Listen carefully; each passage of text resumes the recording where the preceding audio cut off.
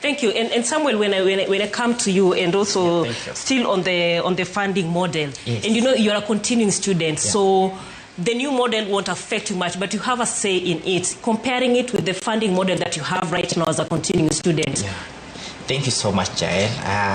I would also like to join my students who are very sad all over the country. Students are sad, and I won't lie that students are happy. They are not happy about the funding model, not even the new one, but even the old model. Should they maintain the old model?